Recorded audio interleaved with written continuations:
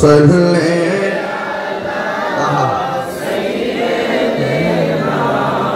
মাওলানা মুহাম্মদ ওয়া আলা আলি সাইয়্যিদিনা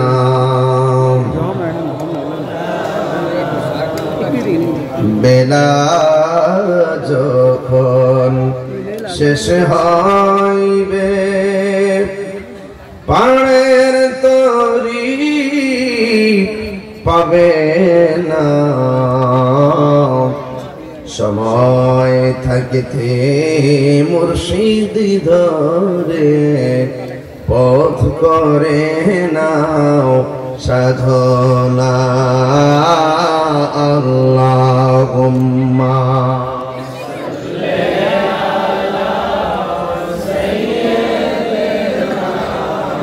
মাওলানা মুহাম্মদ ওয়া আলা আলি সাইয়্যিদিনা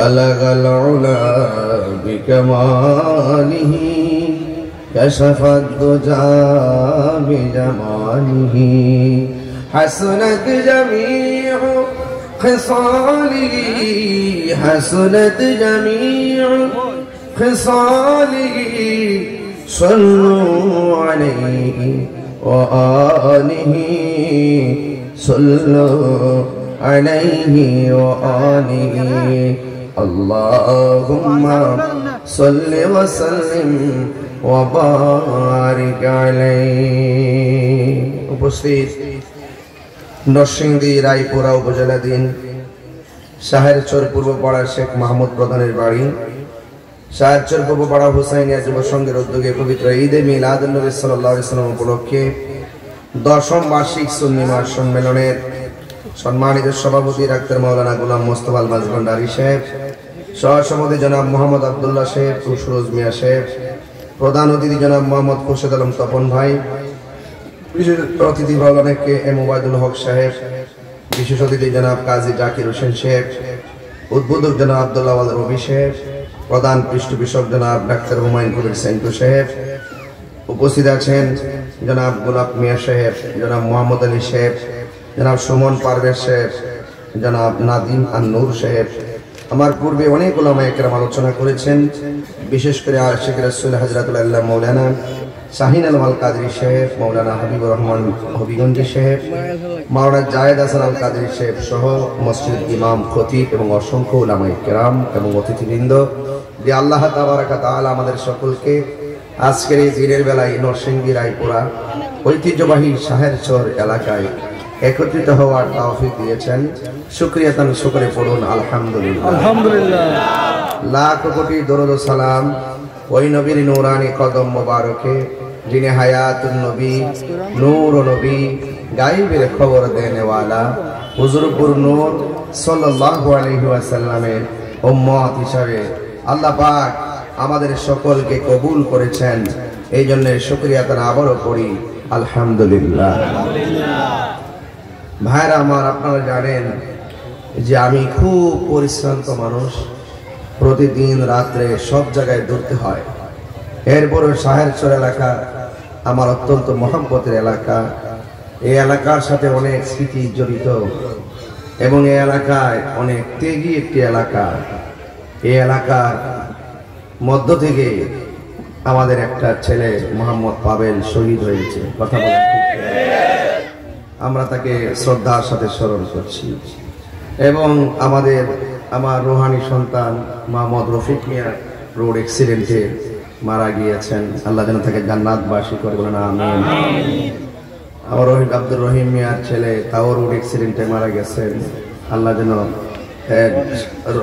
মানে অ্যাক্সিডেন্ট থেকে তার বুকে ব্যথা ছিল, সে মারা গেছেন। এমন অনেক লোক এলাকা চোখে দেখা দুনিয়া থেকে চলে গেছে। আল্লাহ যেন সকলকে জান্নাতবাসী করে, বলুন আমিন। ভাইরা আমার, আমি আপনাদের অত্যন্ত পরিচিত মানুষ। আমি এমনি তো এই এলাকাতে আসি, এসে কবর জিয়ারত করি, পারিবারিকভাবে মিলাদ টিলাদ পড়ি। তো এখানে আমার অত্যন্ত হৃদয়ের একটা আশা আকাঙ্ক্ষা ছিল যে সাহেবচরে মাহফিলটা যেন হয়, কিন্তু এসে দেখলাম যে যুবক হুসাইনি যে তীরন্দাজগুলো তারা এমন ভাবে একটা প্রতিজ্ঞা করছিল জীবন দিয়ে হইলো আজকে মাহফিল করবে। এটা ভালো উদ্যোগ যে হকের কাজ করা, কোরআনের কাজ করা, ইসলামের কাজ করতে যায়া জীবন দেওয়ার চ্যালেঞ্জ করা। এটা খালিদ বিন ওয়ালিদের চরিত্র, এটা হযরত তালহার চরিত্র, এটা হযরত ইমামে হুসাইনের চরিত্র। কথা বলেন ঠিক না? এইজন্য আমরা সবাই ইয়াজিদি না হুসাইনি? বড় করে বলুন, আরো বড় করে বলুন, হুসাইনি। হুসাইনি যারা তারা রক্ত চক্ষুকে ভয় পায় না, কারণ তাদের চোখের মধ্যে মদিনা ওয়ালার সবুজ গম্বুজের দৃশ্য। জোরে কোন ঠিক কিনা? এজন্য আমাকে অনেক কথাই বলে, অনেক ষড়যন্ত্র হচ্ছে, কিন্তু একদিন যদি চলে যেতেই হবে, হায়াতের চাবিকাঠি যেতে আমার হাতে না, সুতরাং কাউকে ভয় পাওয়ার কোনো কারণ একদিন তো মরে যাব। কিন্তু অনুরোধ করব, অতীতে অনেক কিছু হয়েছে, বাধা বিপত্তি, এগুলো আপনারা আর করবেন না। এগুলো ভালো লক্ষণ নয়। আজকে আপনার এখানে সুযোগ আছে, আপনি একটু বাধা দিবেন, আবার আমার আর এখানে সুযোগ আছে, আমি আপনাকে বাধা দিব। দিন শেষে ক্ষতিটা ইসলামেরই হবে। কথা বলেন ঠিক না বেঠিক? আপনার সাথে আমার মতাদর্শের ভিন্নতা থাকতে পারে, আসুন বসুন কথা বলুন, হয়তো আমাকে বুঝে আপনাদের দলে নেন, নাইলে আপনারা বুঝে আসেন। আমার মনে হয় সকল ইসলামের দলগুলো যদি আলোচনা সাপেক্ষে একটা টেবিলে বৈশাখ ঘরের ভিতরে ঢুকিয়া যদি সমাধান করতে পারত, তাহলে সকল ধর্মীয় দলগুলো রাজপথ থেকে মসনদে যেতে পারত।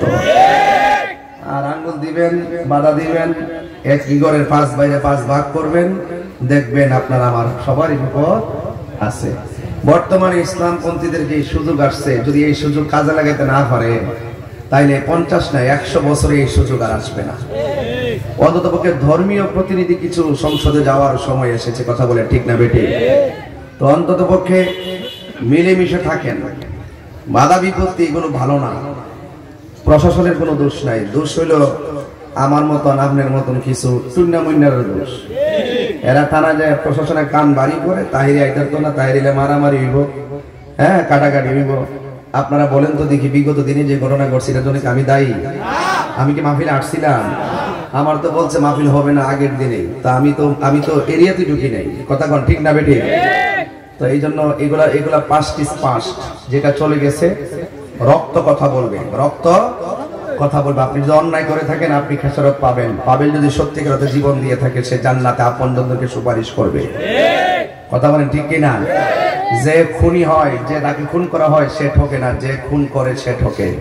একটা মানুষকে মারা মানে সারা পৃথিবীকে মেরে ফেলা। কথা বলেন ঠিক কিনা?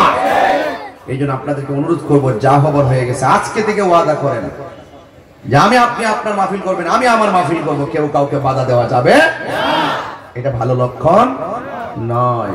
এই জন্য যুবক ভাইয়ের আমার, একদিন তো মরে যাব, কিন্তু যা কিছু বলবো, যা কিছু করব, সবকিছুর হিসাব একজনের কাছে দিতে হবে। জবানটা খুলে বলুন, তিনি কে? আল্লাহ। আরো বড় করে বলেন, তিনি কে? আল্লাহ। অনেক লোক দেখতেছে আসতে আছে। এরা কোন সময় আবার শেষ করবো, আমি ওয়াজ শুরু করবো। হ্যাঁ, পোস্টার মাইকিং হয়েছে না? পোস্টার মাইকিং সারাই অবস্থা। যদি পোস্টার মাইকিংটা করতো, তাইলে তো এখানে না ভালো হচ্ছে, না করছেন না, টাকা দিলে নেমে কো প্যান্ডেল তো বইয়া গেছে। কথা কর ঠিক না বেঠি? তো যাই হোক, যারা আসতে পারে না, তারা শুনতে পারে না, সকলকে শামিল যাকে আমরা দোয়া করবো ইনশাআল্লাহ, ইনশাআল্লাহ। এই দেশ আল্লাহর ওলিদের দেশ। কথা বলেন ঠিক কিনা? এই দেশে ইসলাম আনছেন আল্লাহর ওলিগণ, এতে কোনো সন্দেহ আছে? যদি ওলি আল্লাহর দেশে নাই তো তাইলে আমরা দুটি কাপড় পরতাম, দুটি কাপড়। কথা কন ঠিক না বেঠি? এই জন্য ওলি আল্লাহদের মাজার ভাঙ্গা যাবে। ওলি আল্লাহদের মাজারকে সুরক্ষা করতে হবে। কি করতে হবে? হ্যাঁ, যদি কোনো মাজারের শরীয়ত বহির্ভূত কাজ হয়, তাহলে আমরা সকলে মিলেমিশে তা প্রতিহত করব। কথা বলেন ঠিক কিনা? এই সাইডটা খুব ব্যথা করতেছে, এই সাইডটা খুব ব্যথা করতেছে, এই সাইড খুব ব্যথা করতেছে, এই দুইটা সাইড খুব ব্যথা, ধার খুব ব্যথা করতেছে, মাথার তালুটা খুব ব্যথা করতেছে। এখন আমি গলাটা কাটতে হারাই দিব, ঠিক কিনা? কি করতে দিব?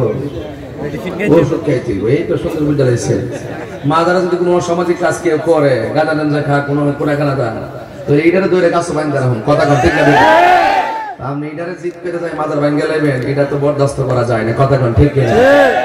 বাবা পায়ে ধরে কই, তাহির হুজুর নতুন কেউ না, এটারে বইটা দেখে লাভ নাই।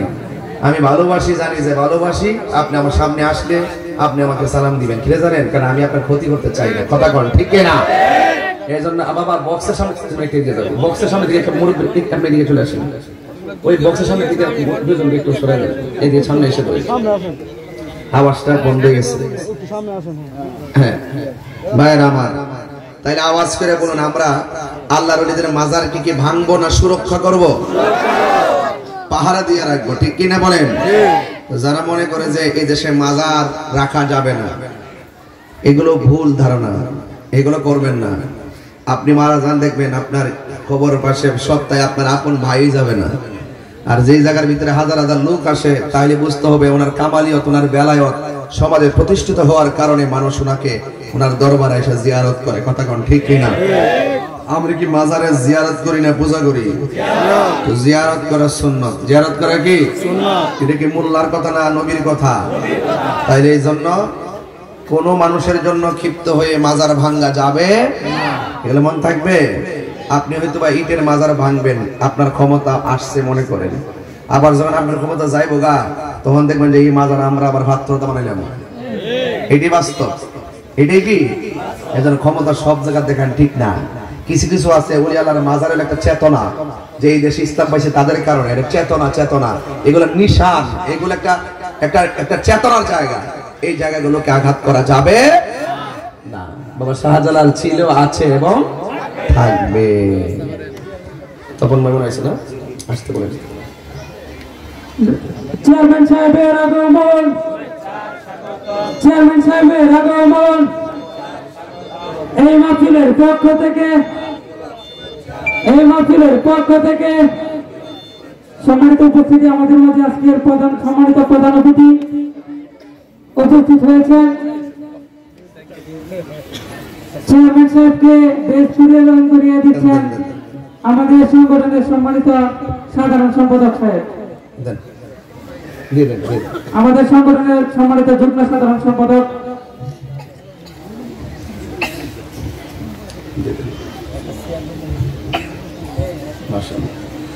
সবাই দুরূদ শরীফ পড়ুন। আল্লাহুম্মা সাল্লি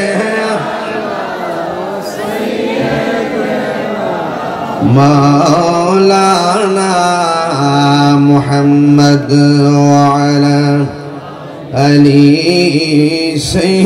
সাইয়্যিদিনা।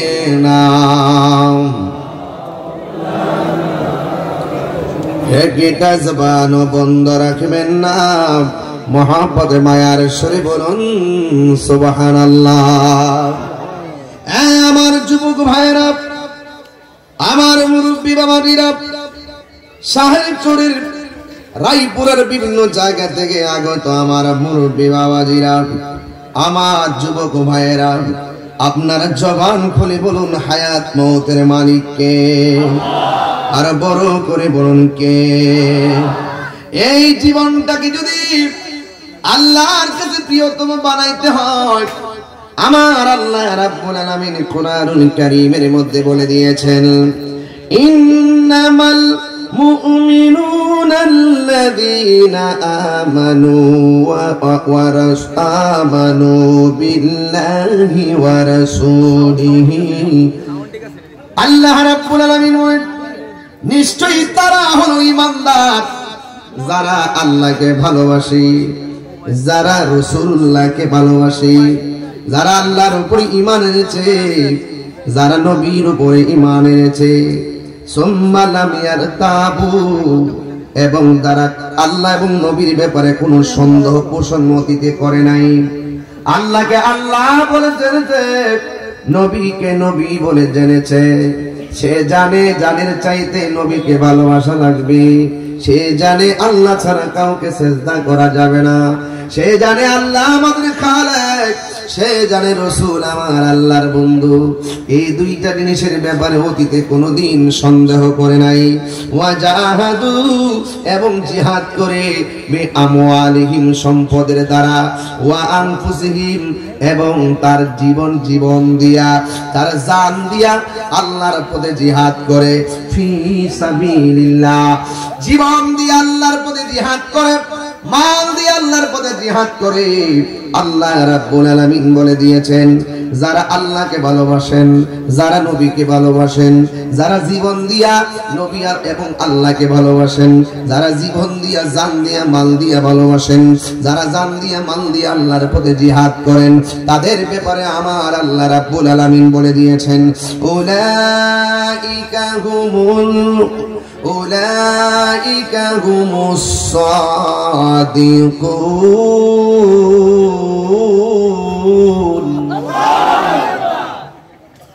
আল্লাহ রাব্বুল আলামিন বলেন, এই চারটা কোয়ালিটি যার মাঝে থাকবে রে বাবা, এরাই হলো সত্যনিষ্ঠ রে বাবা। এ যুবকের দল, আল্লাহ ছাড়া কারো কাছে মাথা নত করা যাবে না, রাসূলুল্লাহর শানে কোনো আঘাত করে কথা বলা যাবে না গো। এই জন্য যারা ঈমানদার হবে, আল্লাহকে ভালোবাসবে, আল্লাহ রাব্বুল আলামিন বলেন, ঈমানদার যারা হবে, যারা আল্লাহর প্রিয়তম হতে চায়, দুইটা কোয়ালিটি তার মাঝে ধারণ করা লাগবে। এক নম্বর কোয়ালিটি হলো ইল্লাল্লাযিনা আমানু, যারা ঈমানদার। দুই নম্বর হলো ওয়া আমিলুস সালিহাত, যারা নেক আমল করে। যারা ঈমানদার এবং যারা নেক আমল করে, তাদের ব্যাপারে আমার আল্লাহ বলে দিয়েছেন, ওয়া বাশশিরিল্লাযিনা আমানু ওয়া আমিলুস সালিহাতি আন্না লাহুম জান্নাতিন তাজরি মিন তাহতিহাল আনহার। আল্লাহ রাব্বুল আলামিন বলেন, জান্নাতের শুভ সংবাদ তাদের জন্য যারা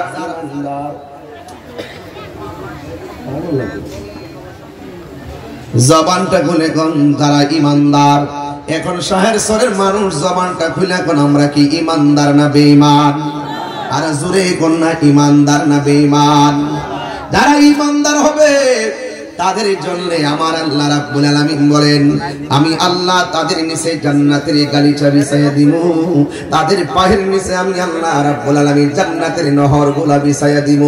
ও বন্ধুরে, এই ঈমান যদি না থাকে, ইন্নাল ইনসানা লাফি খুসর, নিশ্চয়ই মানুষ ক্ষতিগ্রস্তের মধ্যে পড়ে যাবে। এখন যুবক ভাইয়েরা আমার, যারা জিন্দার যারা মুর্দা এরা এক না রে বাবা। যারা জিন্দা যারা মরা এক না। জিন্দা মানুষ মাইকিং পাইয়া দৌড়ায় আসছে, জিন্দা মানুষ দাওয়াত পাইয়া ওয়াজ করতে আসছে, জিন্দা মানুষ তপন ভাই দাওয়াত পাইয়া মাহফিলে বসছে, জিন্দা মানুষ মাহফিলেরা মাহফিলে এসে পর্দার আড়ালে বসে গেছে। কিন্তু শাহের সরের পাশে গুরুস্থান আছে, ওই মুর্দার মানুষগুলো মাইকিং এর আওয়াজ শুনে না রে। ওই মুর্দা মানুষগুলো মাহফিলের মধ্যে আর হাইটা আসতে পারে না। বাড়ি ঘরের মধ্যে কত অনুষ্ঠান, কিন্তু দেখা যায় অনুষ্ঠানে আসার কোনো সুযোগ নাই। এটা আমি তাহিরির কথা নয়, আল্লাহ রাব্বুল আলামিন কোরআনে বলে দিয়েছেন, ওয়ামা ইয়াস্তাবিল আহইয়াউ ওয়ালাল আমওয়াত। যারা জিন্দা যারা মুর্দা তারা এক হতে পারে না। এই জন্য আমি বলেছিলাম, যারা জিন্দা গুরুস্থানে মাটির দুই হাত নিচে ওই গুরুস্থানের মানুষগুলো পড়ে আছে, দুই হাত উপরে ক্ষমতা দেখাইতে পারে না।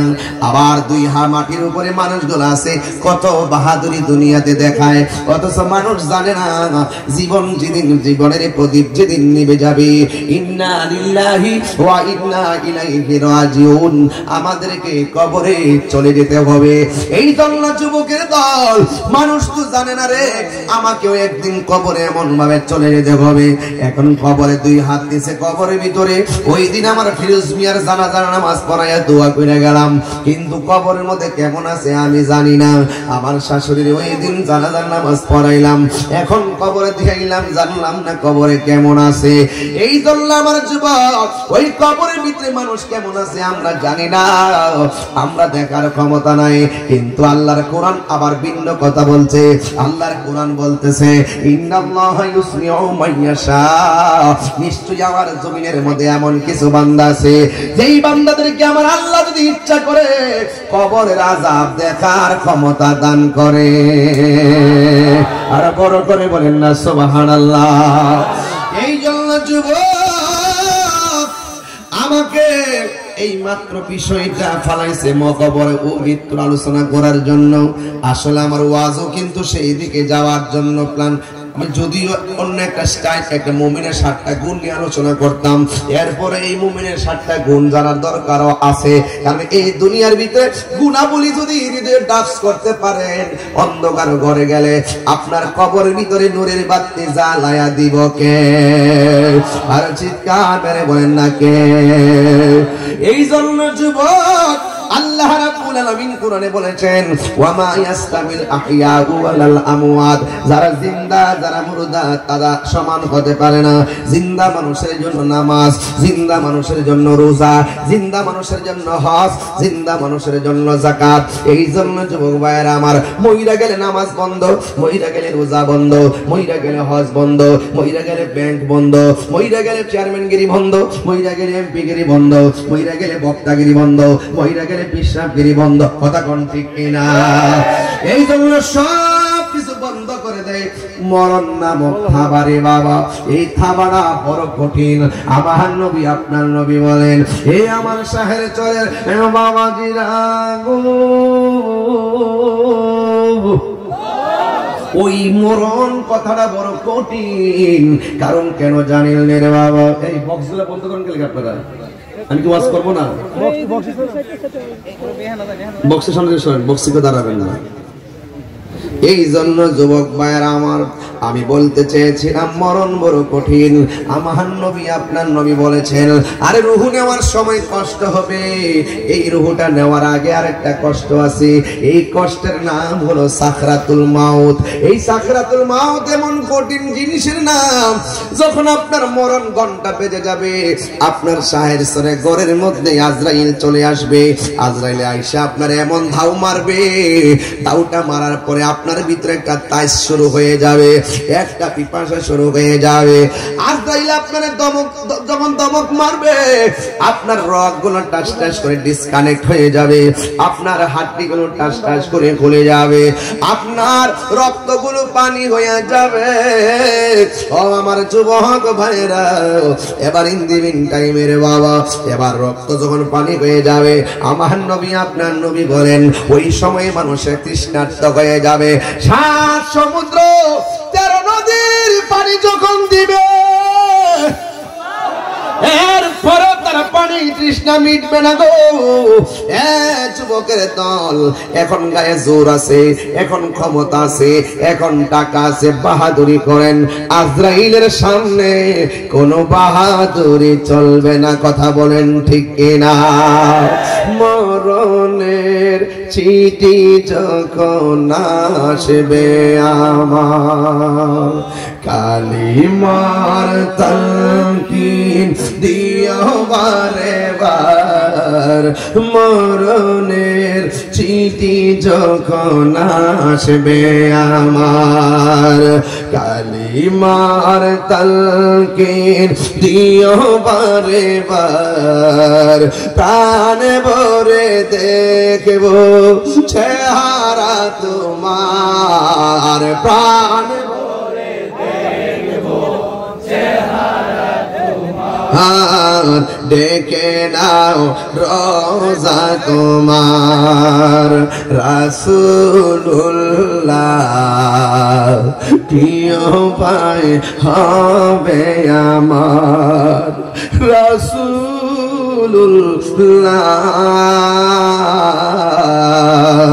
কি উপায় হবে আমার। তোমার দেশে যায় কত আশেকান, এই অধম পড়ে আছি বাংলায় তান। তোমার দেশে যায় কত আশেকান, এই অধম পড়ে আছি বাংলায় তান। যেতে পারলাম না আমি দেশেতে তোমার, যেতে পারলাম না আমি দেশেতে তোমার। ডেকে নাও রোজা তোমার, রাসূলুল্লাহ কি উপায় হবে আমার রাসূলুল্লাহ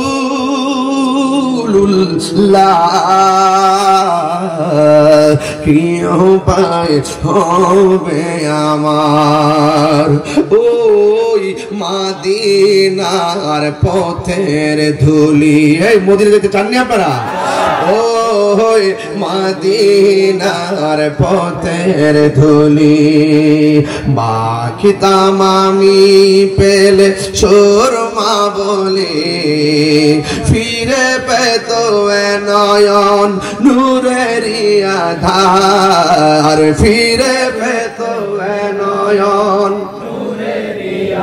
আর ডেকে নাও রওজা তোমার রাসূলুল্লাহ কি উপায় হবে আমার রাসূলুল্লাহ কি উপায় হবে আমার একটা জবান বন্ধ রাখবেন না মহব্বতে মায়ার সুরে বলুন সুবহানাল্লাহ এ আমার যুবক ও শিলচরের বাবা আমি বলছিলাম কবর বড় সাংঘাতিক কবরে যাওয়ার আগে মরণের যন্ত্রণা আছে না নাই এই মরণটা যারা ভালো হবে কবর তার ভালো হয়ে যাবে এই কবর যারা ভালো হয়ে যাবে মিজানের পাল্লা ভালো হয়ে যাবে মিজানের পাল্লা যারা ভালো হয়ে যাবে পুলসিরাত ভালো হয়ে যাবে পুলসিরাত যারা ভালো হয়ে যাবে আল্লাহ বলে আন্না লাহুম জান্নাতিন তাজরি মিন তাহতিহাল আনহার আমি আল্লাহ জান্নাত দিয়া তাদের নিচে নহরগুলা প্রবাস নহরগুলা বিছায়া দিয়া এদের গায়ের মধ্যে প্রেমের ধুলা লাগায়া দিব এ আমার যুবক ও শাহের চলে বাবা কি দিয়া ওয়াজ বুঝাইতাম কি দিয়া বললে ওয়াজটা বাড়িতে নিয়ে যাবেন হেলাই হেলাই শুধুমাত্র হুজুর আইনাই ওয়াজ করলে লাভ হবে না হুজুর আসবে বছরে একবার ইবাদত হবে প্রতিদিন আরো বড় করে বলুন কি ইন্নামাল মুমিনুনা আল্লাযীনা আমানু বিল্লাহি ওয়া রাসূলিহি আল্লাহকে প্রতিদিন ভালোবাসতে হবে রাসূলকে প্রতিদিন ভালোবাসতে হবে হুজুর আইসা একদিন ওয়াজ করব আর মনে করছেন মুসলমান হয়ে গেছেন না না না না না কারণ মানুষ নিজেই নিজের ভাগ্যের প্রবক্তা এইজন্য আপনার কবর আপনার আমার কবর আমার আপনার বাবার কবরে কষ্টের ভাগ আপনি নেন না আমার ভাইয়ের কবরে কষ্টের ভাগ আমি নিব না আপনার মরণের কষ্টের ভাগ আমি নিব না অথচ সন্তান বাবার সম্পত্তির ভাগ নেওয়ার জন্য পাগল সন্তান মায়ের সম্পত্তির ভাগ নেওয়ার জন্য পাগল কিন্তু মরণের কষ্টের ভাগ সন্তানও নেই না ঠিক না এই জন্য আল্লাহ রাব্বুল আলামিন কুরআনুল কারীমের মধ্যে সুন্দর করে বলে দিয়েছেন কাইফা তাকফুরুনা বিল্লাহি ওয়া কুনতুম আমওয়াতান ফাআহইয়াকুম সুম্মা ইউমীতুকুম সুম্মা ইউহয়ীকুম সুম্মা ইলাইহি তুরজাউন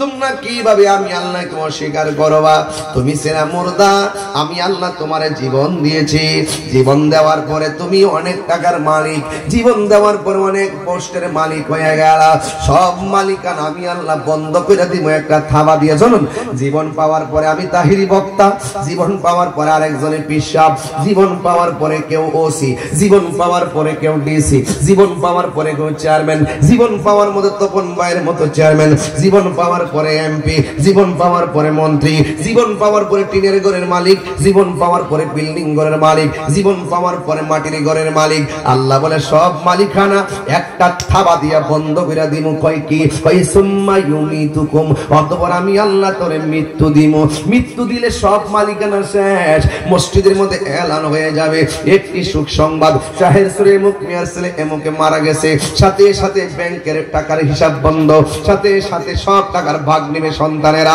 তুমি 1 টাকা তোলার মতো ক্ষমতা নাই, তুমি এক জায়গায় যাওয়ার মতো ক্ষমতা নাই। তুমি যাইবা মসজিদে, এই পা গুলাতে তোরে দিছিল, সুস্থ থাকা অবস্থায় তুই মসজিদে গেলি না।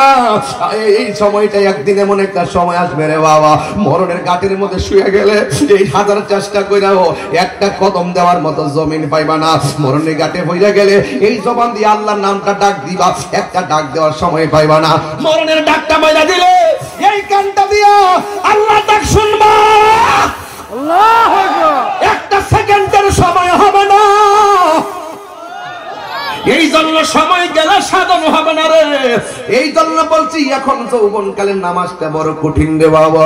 এই যৌবনকালের নামাজটা যদি পড়েন, এই নামাজের দ্বারা দেখবেন বুড়াকালে নামাজ না পড়তে পারলেও যৌবনকালের নামাজগুলো বুড়াকালের কাফারা হয়ে যাবে। এ বন্ধুরে, আল্লাহ রাব্বুল আলামিন হাবিব বলেছেন হাশরের ময়দানে সাত প্রকারের মানুষকে আমার আল্লাহ আরশে আজিমের নিচে ছায়া দিবে। এর মধ্যে এক প্রকার হলো যৌবনে যার ইবাদত বেশি। জোরে জোরে কি আল্লাহু আকবার বলা যাবে না? আরো চিৎকার মেরে কন্যা আল্লাহু আকবার। এই জন্য যুবক আমার, খুশি করার জন্য বলছি না, আপনার আমার হেদায়েতের জন্য আজকে ওয়াজ কইরা দিয়া যায়। এই জন্য আমার আল্লাহ বলেন সুম্মা ইউমিতুকুম, অতঃপর আমি আল্লাহ তোরে মরণ দিমু। মরণ দেওয়ার পরে মালিকানা শেষ। এরপরে বন্ধুরে, আপনার লাশটাকে দেখার জন্য যাকে যাকে মানুষ শহরে চলে আসবে, কিন্তু দেখবেন মানুষের ব্যস্ততা তখন বেড়ে যাবে। কোন রকম ভাবে দুষ্ফুরাই ভাল লাগে দেখতে যাইব, মুখের মধ্যে কাপড়টা দিয়ে দেখতে যায়, আবার বিলে চলে যায়, আপনার বাড়ির পাশে চেয়ারে বসে অপেক্ষা করে না। এটাই হলো বাস্তব। এই পৃথিবীর কেউ কাহারও নয়, এই পৃথিবী কেবলমাত্র আপনি। আপনার কবরে কেউ শান্তি দিবে না রে। ও বন্ধু, আপনি যখন মারা গেছেন, নারায়ণপুর বাজার দিকে যাইয়া লাল কাপড় আনবেন না সাদা কাপড়? আর বড় করে বলেন কি কাপড়? এই কথাগুলো আমি সব মাহফিলে বলি, কেন জানেননি?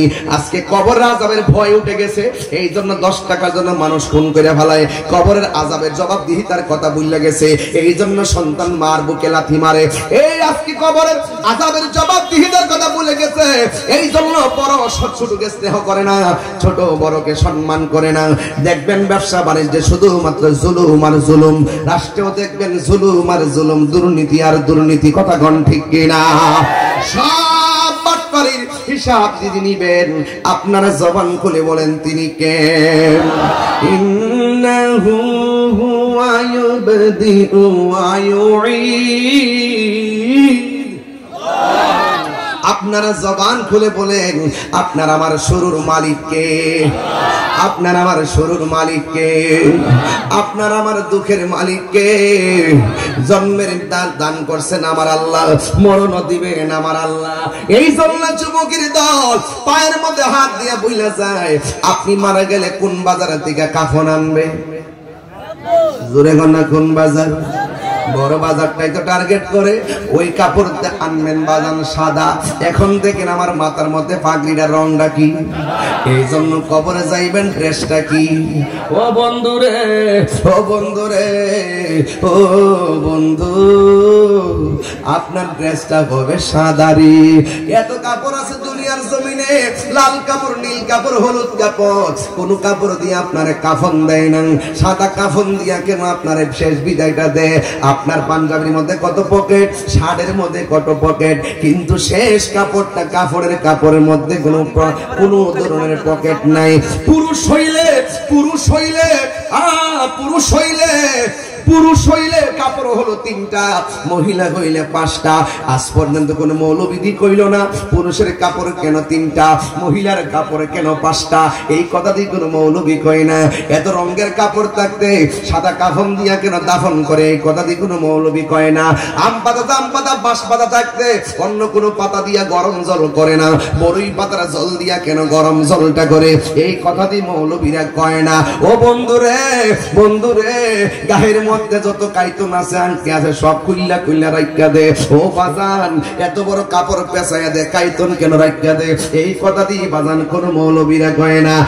বন্ধু দেখেন, মানুষ মারা গেলে এখানে 90% পোলা পান মানুষ মারা গেলে কেমনে গোসলটা দেওয়াইতে হয় এই নিয়মটাও তারা জানে না। আবার মানুষ মারা গেলে কেমনে কাফনের কাপড়টা কাটতে হয় এই নিয়মটাও মুসলমান হইয়া জানে না। এর চাইতে দুর্ভাগ্য বিষয় আর কিছুই হতে পারে না। আরে আপন মা মারা গেলে 3 গ্রাম পারিয়া যাইয়া ওই ইমাম সাহেবরে যায় কয়, হুজুর আমার মার জানাজাটা আপনি পড়াইয়েন, কিন্তু আপনার আপন মায়ের জানাজাটা কেমনে দেওয়ার লাগে সেটাও আপনি শিখলেন না। আপনার মতো দুর্ভাগ্য আর কেউ না। আরে গোসল করাইতে গেলে চারদিকটা কাপড় টানায় গোসল করা, ওই গোসলের ভিতরে অনেকে ঘৃণা কইরা যায় না, কই গোসল করাইতে গেলে আমার ডর লাগে, অথচ মুসলমান দরকার ছিল পানিটা আগায়া দেওয়া, ওই পর্দার ভিতরে যাইয়া আরে কোন রকম পানিটা আগায় দেওয়ার দরকার ছিল, কিন্তু আমরা যাই না। হ্যাঁ বন্ধু আমার, ওই গোসলখানার মধ্যে যাইয়া আমি যদি কোনো গোসলখানায় যাই, আমার এক অভ্যাস কি জানেন রে বাবা, আমি গোসলখানায় গেলে তার পেটের মধ্যে চাপ দিয়া মাথায় কইরা তুইলা বসায়, যখন পায়খানা বের হয় তখন টিস্যু দিয়ে এটা পরিষ্কার কইরা দেই। অথচ আমাদের দেশের অনেক পোলা পানিটার ঘৃণা করে। আরে বাবা ঘৃণা করেন কেন?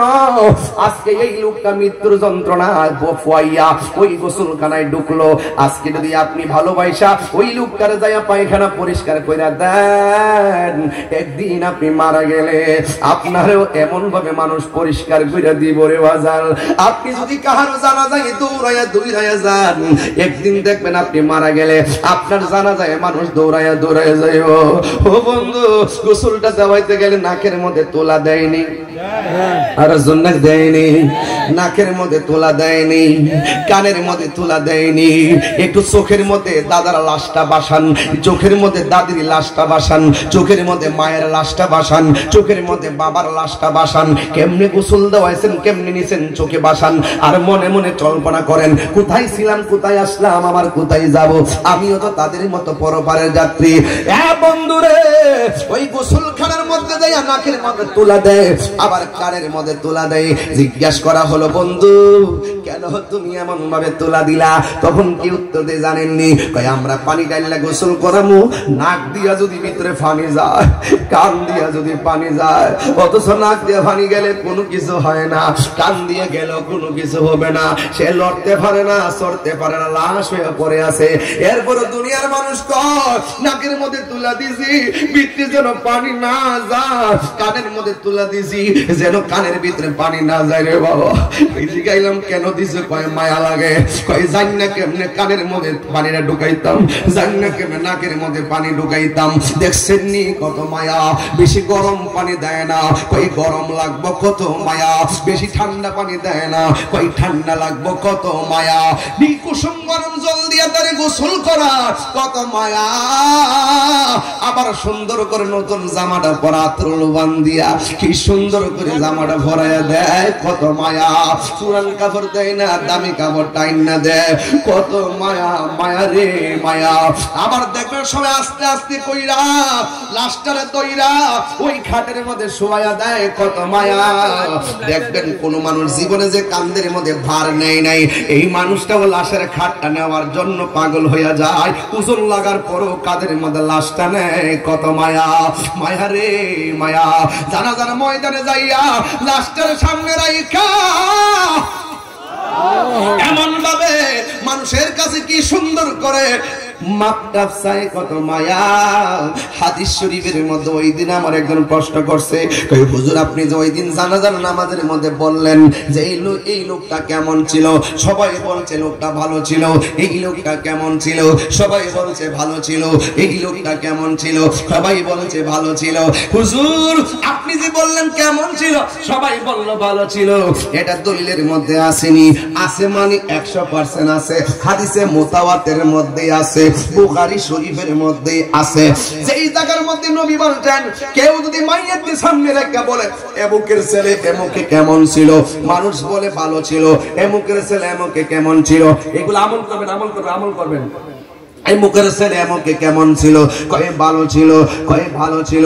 আমার নবী বলে জানাজার ময়দানে লাশটাকে সামনে রাইখা গো, তখন মানুষ বলে কেমন ছিল, মানুষ যখন বলে ভালো ছিল, আমার আল্লাহ তখন ওই মুহূর্তে ফেরেশতারে ডাক দিয়া কয়, ও ফেরেশতা, 10 জন যারে ভালো কয় তার নামটা প্রেমের খাতায় তুলে দেয়। আর জোরে জোরে গল্লা সুবহানাল্লাহ। এই জন্য যুবক ও পৃথিবীর মানুষ শুইনা যান, গাছতলায় বাঁশতলায় এমন ডানে বাঁশ আছে, বামে বাঁশ আছে, এই বাঁশ দেখলে মনটা চমক মেরে ওঠে, এই বাঁশ দেখে হৃদয়টা কাঁপা ওঠে। একদিন বাঁশের যার বাঁশ আমার কবরে স্থানী হয়ে যাবে। হায় রে বাঁশ, ও বাঁশ, বাঁশ রে, তুই আমার কবরের মধ্যে উপরে ছাদ দিবি, তুই এত দামি রে বাঁশ, বাঁশ দেখলে বড় আশ্চর্য লাগে রে। আমার নবী আপনার নবী দেখেন কি সুন্দর, ডাক দিয়া কয়ে দেখেন যখন জানাজার মাঠে লাশটা লইয়া যায়, ফেরেশতারা ডাক দিয়া বলে, ও আল্লাহর বান্দা, তুমি দুনিয়াতে এতদিন ছিলা, এখন তুমি চলে যাচ্ছ, তুমি বলো না তোমার কবরে কে আপন হবে? বেঈমান হলে বলবে যারা আমার কাদের মধ্যে নিচে তারা হবে আমার আপন, জানাজার ময়দানে বলবে কে তোমার আপন হবে? বেঈমান হলে বলবে যে আমার জানাজার নামাজ পড়াইতাছে তারা হবে আপন। কবরে নামানোর সময় জিজ্ঞাসা করা হবে কে তোমার আপন? সে বলবে যারা আমার কবরে নামছে তারা আমার আপন। যখন কবর থেকে উঠে যাবে,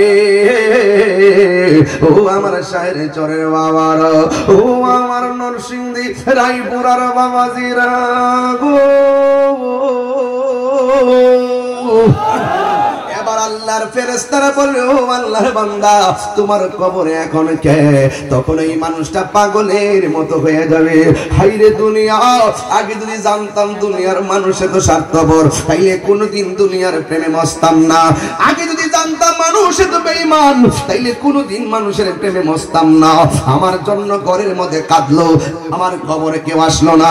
আমার জানাজার নামাজ পড়াইলো, আমার কবরে কেউ আসলো না। আমার গোসল দেওয়াইলো, আমার কবরে কেউ আসলো না। এই জন্যই তো আল্লাহ রাব্বুল আলামিন বলে দিয়েছেন, ইল্লাল্লাযিনা আমানু ওয়া আমিলুস সালিহাত, ঈমান রাখা আর নামাজ আমল করা বড় দামি জিনিস। এই দুনিয়ার কেউ পাশে থাকবে না, ঈমান যদি থাকে হৃদয়ের ভিতরে, আর যদি আমল থাকে অলবডিতে অলংকার, আপনার দুনিয়ার চিন্তা করা লাগবে না। আপনি যদি ঈমানদার হন, কবরে জিগাইব তোমার কবরে কে আপন হবে? চিৎকার করে বলো আল্লাহু আকবার। তোমার কবরে কে আপন হবে? ওই মুহূর্তে ওই ঈমানদাররা চুপ করে বসে থাকবে, কারণ ঈমানদাররা তো ভালো করে জানে রে বাবা, ঈমানদাররা তো ভালো করে জানে যে এই কবরের ভিতরে দুনিয়ার কেউ আপন হবে না। আমার ঈমানটা আমাকে কাজে দিবে, আমার আমলটা কাজে দিবে। আর কবরের ভিতরে 3টা প্রশ্ন করা হবে, যার বডিটা পবিত্র থাকবে, যার আত্মাটা পবিত্র থাকবে, যার অন্তরে নবীর মহব্বত থাকবে, যার আমল দ্বারা অল বডিটা অলংকারে সেজে থাকবে, তার জন্য কবরে বড় সারপ্রাইজ আছে। কিন্তু যুবক ভাইয়েরা আমার, আমরা কবরের মধ্যে বডিটা লাগার আগে এই বডিটারে পাক বানাইতে হবে। কথা কোন ঠিক কিনা? ওই আমার নবী বলেন, আলা সাবধান, ওয়া ইন্না ফিল জাসাদি মুদগা, দেহের মধ্যে একটা টুকরা আছে, ইজা সলাহাত সলাহ, ইজা সলাহাত, যখন টুকরাটা সুস্থ থাকে, এই সলাহাল জাসাদু কুল্লু, তখন অল বডিটা ভালো থাকে। ওই ভিতরের টুকরাটা যখন ভালো থাকে, তখন অল বডিটা ভালো থাকে। ওয়া ইজা ফাসাদাত, যখন ওই টুকরাটা খারাপ হয়ে যায়, নষ্ট হয়ে যায়, ফাসাদাল জাসাদু কুল্লুহু, তখন ওই অল বডিটা না পা, ওই অল বডিটা নষ্ট হয়ে যায়। আলা আলা ওয়াহিয়াল কলব, আর ওই গোশতের টুকরার নাম হলো কলব। এই জন্য যুবক ভাইয়ের আমার, কলবটারে পবিত্র করা লাগবে। আত্মাটা যার শুদ্ধ, বডিটা তার সুস্থ। আত্মাটারে পছন্দ করছে, অল বডিটা পছন্দ করবে। এই জন্য মানুষ যখন একটা গুনাহ করে, অল বডি এই কলবের মধ্যে একটা কালো দাগ পড়ে যায়, 2টা গুনাহ করলে 2টা কালো দাগ পড়ে যায়। দুনিয়ার কোন মেডিসিন ওই দাগগুলা পরিষ্কার করতে পারে না। ওই দাগগুলা পরিষ্কার করে একমাত্র মাওলার জিকির। এই জন্য নামাজে মাওলার জিকির হয়, রোজায় মাওলার জিকির হয়। আমার নবী বলে, উম্মত, তোর মধ্যে 7টা গুণ যদি রাখতে পারস, তাইলে তোর জীবনটা ধন্য হয়ে যাবে। 1 নম্বর হলো নামাজের প্রতি যত্নশীল হতে হবে। আমার নবী আপনার নবী বলেন, বেনামাজি হইয়া কবরে গেলে 3টা শাস্তি অবধারিত। 1 নম্বর শাস্তি হলো তোমার কবরটারে আল্লাহ ছোট করে দিবেন।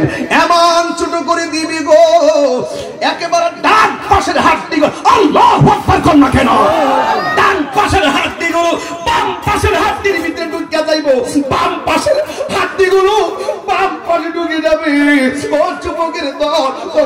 মানুষটা এমন জোরে একটা চিৎকার মারো বলে বাবা, চিৎকার দিয়ে কইব আল্লাহ আগে যদি জানতাম গো আল্লাহ বেনামাজি হইয়া কবরে গেলে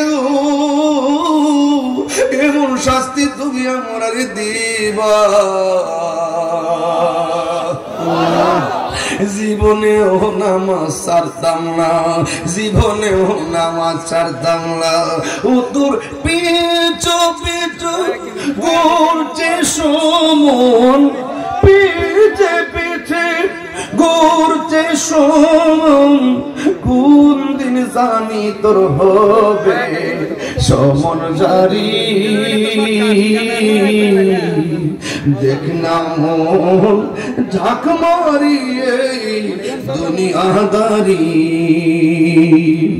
দেখ না মন ঝাঁক মারিয়ে দুনিয়াদারি। এই গজল গামো ইনশাআল্লাহ ডিসেম্বরের 30 তারিখ গোলাম মাওলা রহমতুল্লাহ দরবারে ইনশাআল্লাহ। এটা রাতে 2টার পরে গাইলে বুঝবেন আমি কি গাইছি। ওই 1টা-2টার পরে যখন সব বন্ধ হয়ে যাবে, আওয়াজ বন্ধ হয়ে যাবে, তখন চোখের পানি ফালে ফালে কানবেন। এই গজল গামো ইনশাআল্লাহ 30শে ডিসেম্বর গোলাম মাওলা রহমতুল্লাহের দরবারে ইনশাআল্লাহ। কয় না রে ভাই বন্ধু আর আপন জনা।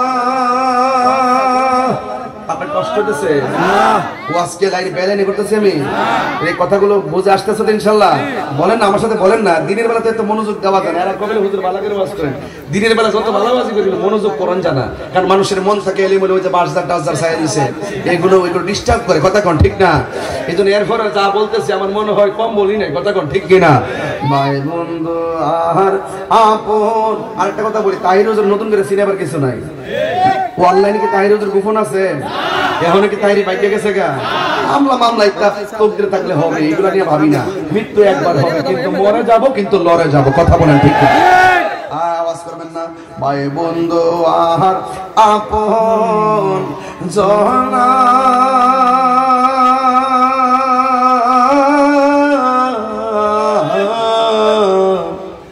সঙ্গে তোমার কেউ যাবে না।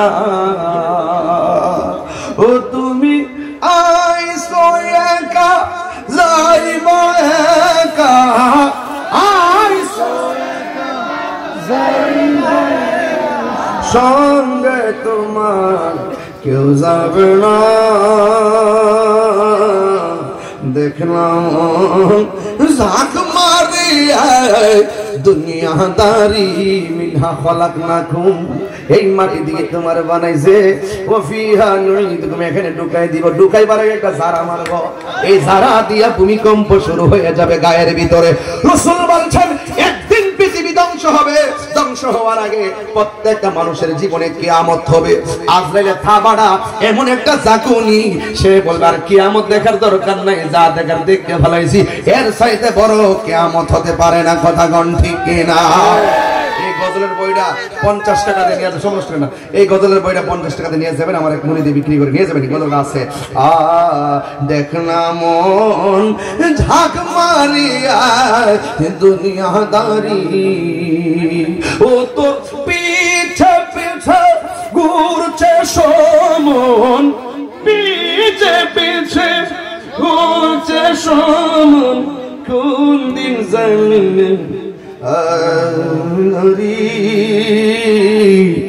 দেখ না মন ঝাঁক মারিয়ে দুনিয়াদারি। জোরে জোরে কি আল্লাহু আকবার বলা যাবে না? বড় আশা বাসায় ঘর। আল্লাহু আকবার করে গভীর মনোযোগ। ও যুবক ভাইরা আমার, কি দিয়ে আওয়াজ বুঝাইতাম? নবী আমার ডাক দিয়ে বলে বেনামাজি হইয়া কবর গেলে শাস্তি কয়টা? আর আমার নবী আপনার নবী ইমানদারের 7টা গুণের মধ্যে একটা গুণ বলতেছেন নামাজের প্রতি যত্নশীল হওয়া লাগবে। ওই নবী বলতেছেন ওই কবরের ভিতরে গেলে 3টা শাস্তি অবধারিত। 1 নম্বর শাস্তি হলো কবরের 2 পাশের মাটি আপনার একটা চাপা মারবো, ডান পাশের হাড্ডিগুলো বাম পাশের ভিতরে ঢুকাইয়া দিব, বাম পাশের হাড্ডিগুলো ডান পাশের ভিতরে ঢুকাইয়া দিব। আল্লাহ বলে সুম্মা ইউমিতুকুম, মরণ দেওয়ার পরে সুম্মা ইউহয়িকুম, অতঃপর আমি আল্লাহ তোরে জীবন দিব, জীবন দেওয়ার পরে খেলা দেখবো। ফেরেশতা প্রশ্ন করবে, উত্তর দিতে না পারলে অবস্থা ভয়াবহ হয়ে যাবে। এই জন্য বান্দারা বলবে, আল্লাহ নামাজ না পড়া কবরে গেলে এমন শাস্তি হবে, জীবনে আর নামাজ ছাড়তাম না। আমার দেশের মধ্যে আবার অনেক নামাজি আছে, কপালের মধ্যে দাগ ফালায় আছেন রে বাবা। এই জায়গার মধ্যে একটা কর ফালায় কপালের মধ্যে দাগ ফালায়, কয় হাসর মাঠে দাগ দেখতে বলে চিনবো, অথচ না এও মাতা বিয়াদ্দু বুজুহু ওয়া তাসওয়াদ্দু বুজু। সেই দিন কারো চেহারা আমলের কারণে, ঈমানের কারণে এমনি আলোকিত হয়ে যাবে। দুনিয়ার শাড়ির মধ্যে কষায়া কালো দাগ ফালাইলেই আলো হবে না। কারণ কেন জানো রে, বহুত নামাজি দেখছি 5 ওয়াক্ত নামাজ পড়ে, আবার প্রথম কাতারে দাঁড়ায়, খবর লিয়া দেখি 70 নাম্বার 1। আর জোরে কোন ঠিক কিনা? এই নামাজের নামাজ কোন কাজে আসবে না, ঠিক কিনা? ওই 70 নাম্বার 1 যেই সমাজের মানুষ সুদ খায়, সমাজের মধ্যে শান্তি আল্লাহ কায়রা নেই। যেই ঘরের মধ্যে সুদ চলে, ওই সুদ করে ঘরের মধ্যে শান্তি কায়রা নেই। যেই দেশের মধ্যে সুদ চলবে, এই দেশের মধ্যে শান্তি উঠে যাবে। এই জন্য জবানটা খুলে কোন সুদ খাওয়া কি হালাল না হারাম? আর জোরে কোন না হালাল না হারাম? ওই মসজিদের মধ্যে নামাজ পড়া সুদ খাইয়া ঘুষ খাইয়া মানুষের গীবত কইরা আবার কবরে যাইয়া জান্নাতের কন্ডিশন চাও, চলবে না রে বাবা। ও বন্ধুরে ও আমার বন্ধু, কি বলতে চাই শুননা যান। নামাজ পড়বেন, গরিব হইতে পারেন, কিন্তু টাকার সাথে আমলের সম্পর্ক নাই। টাকা কম হতে পারে। আরে তায়েফের জমিনে ছোট ছোট যুবক পোলাপান আর তাগড়া যুবক পোলাপান এমন ভাবে আমার নবীরে পাথর মারছে, নবী বলছে আমার মারিস না। এরপর নবীর মারছে, আমার নবী বলে মারিস না, এরপরও মারছে। আর আমি তো মনে করি আমার শাহের সরের ফুলাপান্ডি যদি সেই দিন তায়েফের জমিনে থাকতো, আমার নবীর যদি তায়েফের পোলাপানে পাথর মারতো, এই শাহের সরের যোদ্ধা পোলাপান গুলো পাথরের বরাবর বুকটা পাইতা দিয়া সব পাথরের আঘাত তীরের আঘাত বুকের মধ্যে পাইতা নিত। কিন্তু আমার মোস্তফার বদন মোবারকে একটা পাথরের আঘাত লাগতে দিত না। হাত তুলে বলো ঠিক কিনা? আল্লাহ ইয়া রাসূলুল্লাহ জিন্দাবাদ জিন্দাবাদ জিন্দাবাদ তাইলে বেনামাজের জন্য শাস্তি কয়টা? কথা কোন? আজকে আমি 5টা নামাজি বানাই দিয়া যাব। 2টা মুরিদ করছি, আর এক ঘরে 2 ভাই, বাড়ির লোক আমার সর এডি কইরে দাঁড়া 2 ভাই নেই। আজকে থেকে ওয়াদা করলাম সামনে নামাজ এক ওয়াক্ত ছাড়তে না। কত করো? আজ থেকে ওয়াদা করলাম নামাজ এক ওয়াক্ত ছাড়ব না। আলহামদুলিল্লাহ করো, আলহামদুলিল্লাহ করো। পরিষ্কার কথা, বসো। মা বাবার খেদমত করবা। তাইরি কাছে মুড়ি দিয়ে মা বাপকে কষ্ট দিয়ে আমার ভাই দৌড়ে যাইবা, তোমার মতো মুড়িদ আমার দরকার নাই। এই ফিরালে আমি করি না, দেখছেন না আমি যে আসা যাওয়া করি, এই ফিরালে আমি করি না। যে ছেলে সন্তান তার মা বাপরে কষ্ট দিবে, এই সন্তান আমার, এই মুড়ি দেওয়ার দরকার নাই। ঠিক কি না গো? যে ফিসাব করবো মা বাপের খেদমত লাগবে না, এটা ফিসাব না, এটা হইল পেশাব। রাগ করলে করবো, গুসা করলে করবো, কথা কর নাকি লেগে? ওয়াজ কি কষ্ট হইতেছে আপনারা বুঝতে? আমি খাস বাংলা ওয়াজ করতেছি, খাস বাংলা। সুদখোর ইদানিং মহিলারও সুদ খায়, ওই ওয়াজ করুন। জ্বালা কি একরকম? ও খালি পুরুষের ক্ষেত্রে হইল সুদ খা, আর মহিলা বলে টেহা লাগা। সারা জীবন শুনছি যে এর ক্ষেত লাগা, গরু ক্ষেত লাগা, ভুট্টা লাগা, ঠিক আছে, বেগুন ক্ষেত লাগা, আর হনুর যে মহিলার টেহা লাগা। গজবাই তোরা জামাবের কামড় কামড়ি লাগতো না, মনে করো সুরত টানাটানি। হারামের মধ্যে কি তা আরাম আছে? কথা কনা সুদের কথা কইছি কি দেখো লাগছে? সুদখোর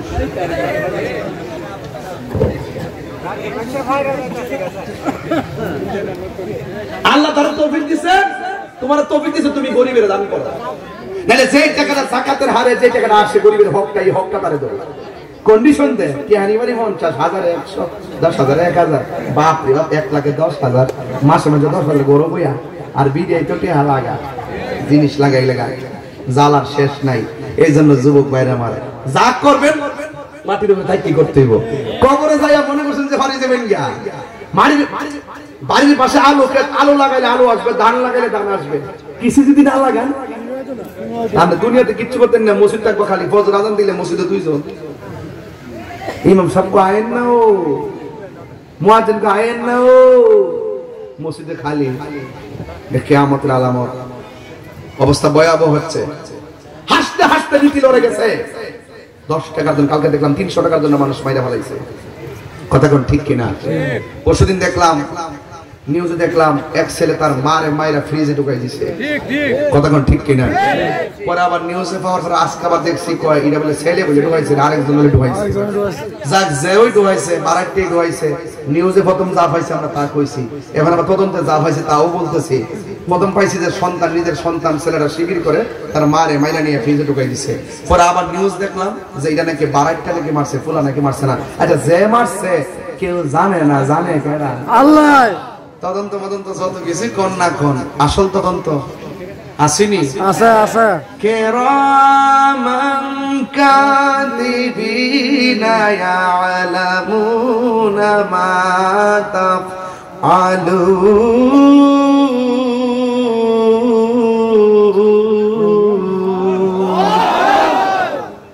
এই বক্সি সামপিলা দেখতে আর মশলা দে অসুবিধা নাই যে সিঙ্গার আজকে চিল্লেছি দিনে মাহফিল কখনো চিল্লে নাই নসুদ দিবে না টান না দিলে পছন্দ করে না জ্বালা আছে কিন্তু এজন্য যে একটা কন্টেন্ট চিল্লেছি শুধু টাইম না চিল্লেছি কথা কোন ঠিক কিনা নাইলে কথা মাত্র কইয়া দোয়া করে দিলাম বলে যতটুকু কথা কইছি খারাপ লাগছে আপনার কাছে না তাহলে বেনামাজ অনেক ইন্টারভিউ নিমু দুইটা নামাজি পাইছি নি তো তাহিরির মুরিদ নামাজ পড়তে আর অন্য ফিরির মুরিদ নামাজ পড়া লাগতো না তাহলে আরো 3 জন দাঁড়াই স্বেচ্ছা দাঁড়ান যে হুজুর আমি নামাজ পড়ব তাহলে আমার ওয়াজটা সার্থক আর 2 জন 3 জন লাগবো আপনি নাম কি বাবা পিয়াল তোমার আপনার নাম মোহাম্মদ বকুল মিয়া আরেকজন দাঁড়ান নাম কি সিয়াম বসো সিয়াম পিয়াল বকুল মিয়া আমার সাথে তোমার নাম কি সুমন মিয়া ইসমাইল মিয়া নামাজি কয়জন পাইছি তো এই মাহফিলে যদি না হইতো এই ফাতিল কই লইলে তাহলে মাহফিল দিলে লাভ আছে না নাই কথা লাভ আছে না নাই আছে এইজন্য এই 5টা ছেলেই আরো 50 জন নামাজি বানাইতে পারবে কথা কোন ঠিক না বেটে নামাজ পড়লে